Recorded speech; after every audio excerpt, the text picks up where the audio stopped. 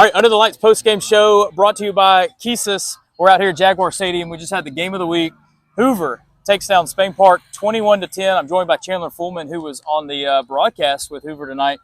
Chandler, the Bucks get their first win of the year. What'd you see from the guys tonight? It was a well-played, very clean game. Yeah. I thought there wasn't not many penalties on either side of the ball. The second half had more penalties, but really clean game from both sides. Brock Bradley for Spain Park. I mean, he's a dude. He's really good. He's a dude. The one throw he made from probably around, I don't know, statistician here, you have the stat, but probably around the 40, 45-yard line and hit the guy in stride right here and landed on about the 4-yard line. Yep. Incredible throw. There was some hard hits tonight. Yeah. These two teams do not like each other. You're right. And they were hitting hard, but really well-played game from both sides. Yeah, that Hoover defense is something fierce. You just never know which guy is going to end up breaking through and making that play to wreck the game. I mean, Hartley had a big one. Justin Hartley had a big one. Tyson Bacon had a big hit on Bradley. Those guys, they swarm around. Offensive-wise, I will say somebody that kind of broke out tonight, Paxton Weatherly. The little, probably maybe shorter than Kyle, and that's saying something. It is saying something. But he runs hard, and he's a little speedy. I mean, he broke out, I think probably led Hoover in rushing tonight. Yeah, I feel like you learn a lot more about Hoover tonight as opposed to last week. Last week against IMG is what it is. IMG, you can't really get a true test against. I mean, it's IMG Academy. But, yeah, tonight it was a good night for Hoover. Spain Park didn't play bad, I wouldn't say. Yeah. But I just thought Hoover was the better team. But really well-played game from both teams. They feel like we're the toughest team. So, you know, that was a word floating around. Who's the toughest? Tough people find ways to win. We proved that tonight. Your quarterback, 3 touchdown passes. Did you learn something about him tonight? Well, he's a baller. I mean, he came in, didn't play a perfect game, but when we needed him, he stepped up. I thought he took care of the ball, found the open receivers when we needed them. So, again, you find a way to win. You go back to the drawing board, you get better for open a region play next week. How big of a key to this team is Jonah? Well, he does it all for us. You saw him on that last series. He was playing defense, so he does a lot for us. He had a big play here and there, but just a staple, a guy, one of the best in the country, so I'm glad he's on my team. They got after him. I mean, we made him feel uncomfortable. He made some plays. Kudos to him, but our guys made him feel uncomfortable all night. It's huge. We want to be on the winning side of things, and tonight we proved that we are. Yeah. Thanks, guys. Go Bucks. All right, let's get a few more thoughts from the game from our friend Jeff Allison. Jeff runs the Alabama 7A football Twitter account, all the great highlight videos that you see every week from big games.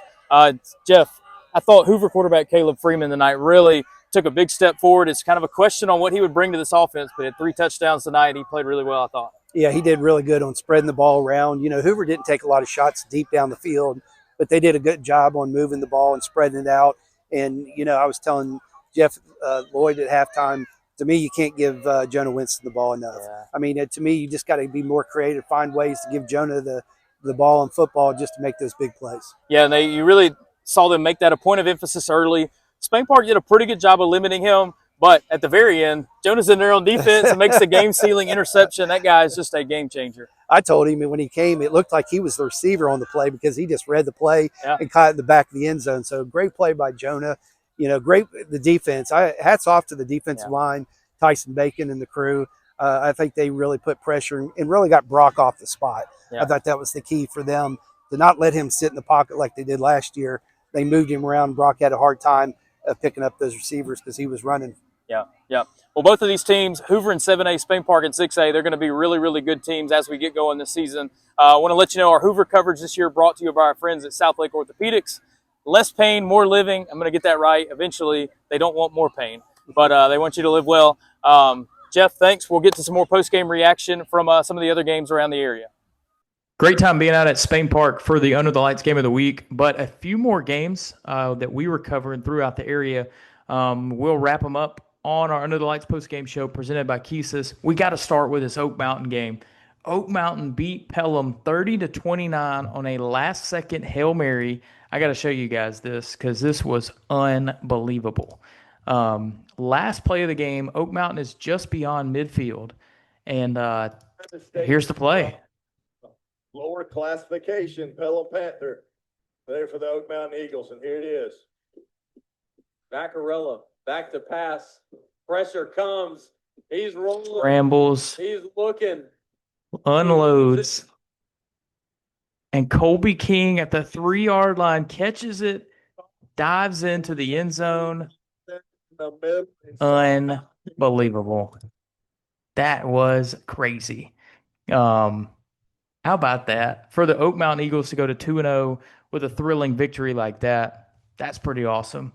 So congrats to Shane McComb and the guys. Let me find a couple stats from that game. Marty Myrick's, the running back, had another great night. 22 rushes, 131 yards, a couple touchdowns.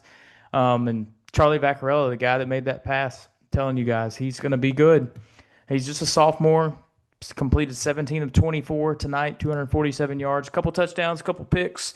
But he is growing and learning that role in a great way. So congrats to Oak Mountain for that win. Let's roll through a few of the other games. Parker beat Mountain Brook 27-11.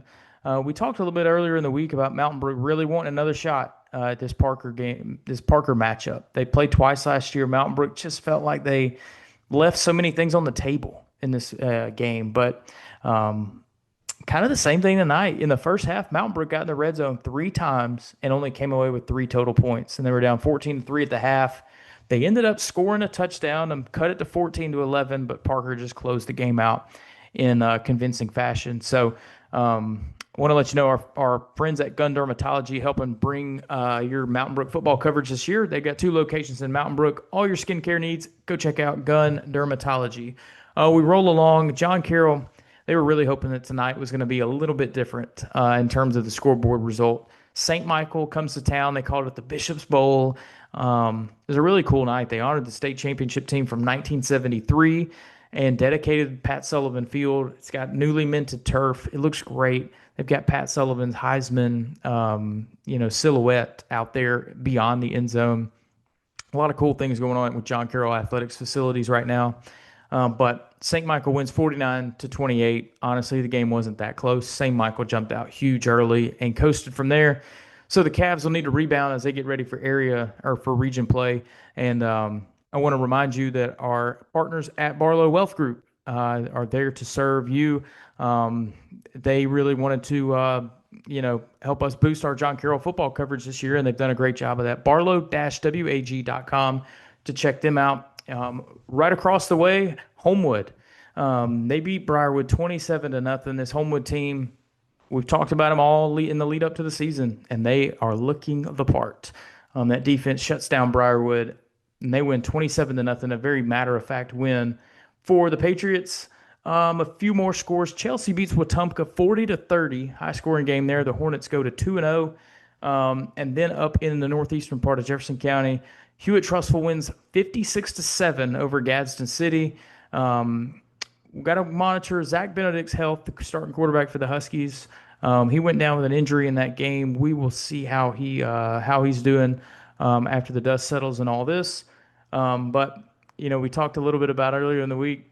Hewitt hadn't given up a point in 3 regular season games. Gadsden City got on the board with a touchdown to kind of ruin that. But dominant showing from the Huskies, as well as Clay Chalkville. They beat Ramsey 57-0.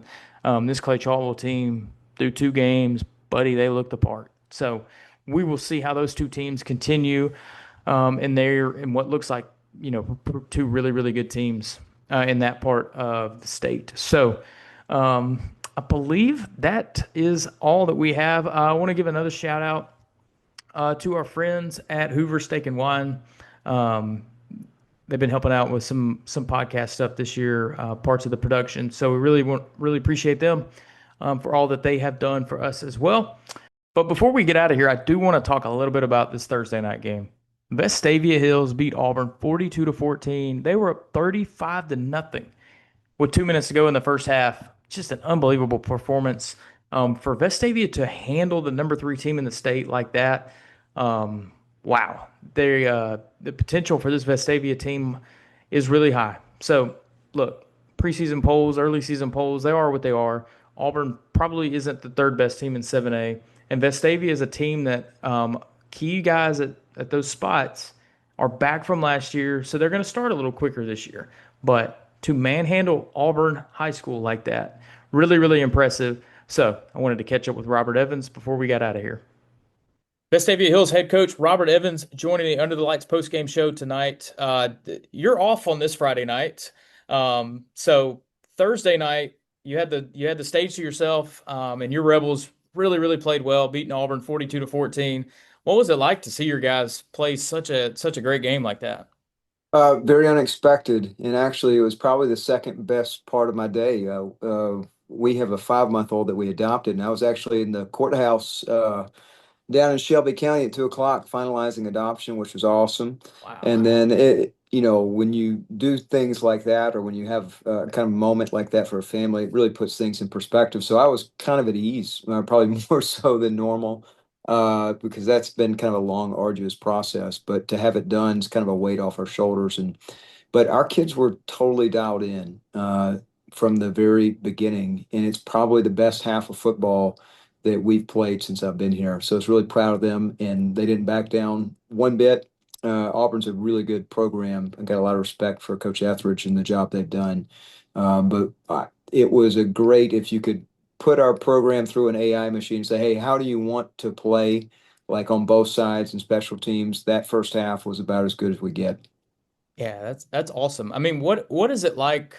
It was 35-0, 2 minutes before the half. Is it one of those things where, like, once you guys are starting to play well, it just kind of snowballs and just keeps on rolling? Yeah, so I've seen it before, and it's really the reason, we hired Coach Franklin, or I hired Josh, was I've seen his offenses before at Hueytown where they get to rolling like that, and it's like an avalanche. And it's really a demoralizing thing. And really, in some regards, goes back to my time defending Trustful when I was at Hoover, because they would get rolling like that. And so I always said, if I'm a head coach, I'm going to have some kind of offense that puts continuous pressure on the defense. I equate it to like a UFC fighter that's always fighting forward pressure, and it just takes its toll on, in the UFC's case, like fighters mentally, when somebody's always in your face throwing punches, and defensively when somebody's always in your face throwing punches, forcing you to line up and throwing haymakers. Like it's a real problem. And when you got a signal caller like we do, if we win the turnover battle, we'll have a chance most Fridays. Yeah, you mentioned Charlie Taff, second full year as a quarterback. It looks like night and day. It is, and Charlie, he competes year round. I mean, he plays baseball as a starting shortstop. He's a prospect. He'll sign a Division I baseball scholarship somewhere, I'm sure. But he plays year round. I mean, they play in the summer too, and that's one of the things unique about us. And I made this point last night: is our kids compete. A lot of our kids compete throughout the year. They're not going to third-party trainers. Not that there's anything wrong with that, but they're in the arena, in the wrestling arena, the track arena, the baseball arena, where they're having to deal with both success and failure. And and I like that about our kids, because, when you're having to constantly compete, you get used to both the good and the bad. And we're having to handle people patting us on the back today when we got a really good, trustful team staring us in the face in about a week. That's going to be a war. And got a lot of respect for Coach Floyd and his program. And we obviously understand we're going to have to play well to have a chance. What have you seen from your defense so far? Yeah, very surprised that we've played as well as we have. Now, I would say like Westside is probably figuring out their identity, and Auburn to a degree lost, their best player that would be a senior is playing in Waco, Texas tonight instead of Vestavia last night. So Omar Mabson reclassified. Their quarterback was outstanding last year, and they had one of the best receivers in the state that was under recruited that wound up signing with Georgia Southern. So I think they're still probably searching for their identity. And so it's just different. But, we've played essentially 7-on-7 for 2 weeks. And the next 2 or 3 weeks, we're going to have people coming right at us. And so it's a different stylistic challenge, and our kids have to be willing to embrace it if we're going to be successful. Yeah, so how do you, the games start to really count next Friday? So does it and change? that's the reality is there's going to be a good team left out. Like every team in Region 3 is better. Like I think this is Trussell's best team in 6 or 7 years. I think Hillcrest is significantly better. Thompson is better if that's even possible. Hoover has a more talented roster, so they can figure out their quarterback situation. Oak Mountain's up to 130 players in their program. I think Coach McComb's done a good job. Prattville's better with Bobby Carr. In Tuscaloosa County, Chris Bell, if you said, hey, one person you don't want to get the Tuscaloosa County job, who is it? And that's the guy. So, it's like going to the dentist defending the Veer option from 1975 or whatever. So everybody's better, and there's going to be good teams. I mean, there's legit 6 to 7 teams in our region that could possibly be a 1 seed in the north or the south. And, 2 or 3 teams are going to be sitting at home when the playoffs start. And the reality is the 3 and 4 seeds in our region are getting on a bus and going to play Auburn or Central Phoenix or Opelika or Carver, Montgomery. I mean, that other region's brutal as well. So, but, I'm pleased with where we are, and we're in a good spot. There's been a lot of work. I don't think people realize how much work goes into between the spring, the summer, and fall camp to get to this point, to have a chance to try to make the playoffs in these regions. Yeah, absolutely. Well, Coach, congrats on getting 2-0. Congrats on the family news. That's awesome stuff. Yeah. Getting ready for region play. It's about to get real. Awesome. Look forward to seeing you guys soon. Week 2 in the books. That'll do it from this Under the Lights postgame show presented by KEYSYS. AI solutions tailored for your business. KEYSYS.io. Go see them. You need to get signed up for all the stuff. Saturday morning newsletter is going to have all of our game coverage from Friday night, including this video. We'll have the weekly podcast previewing the next set of games. We'll be doing that in a few days as we start previewing week 3. But week 2 is one for the books. Hoover wins the game of the week 21-10 over Spain Park. And as the dust settles on week 2 and we start looking forward to week 3, we will talk to you soon.